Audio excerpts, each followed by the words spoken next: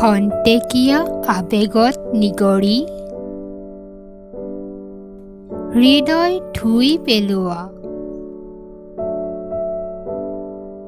খং ক্ষোভ অভিমান পলকতে বোৱাই নিয়া চূৰ্ণ বিচূৰ্ণ হ'ব খোজা আত্মবিশ্বাসক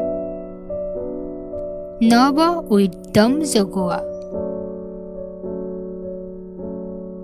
আঘাতক সোঁৱৰাই তুলি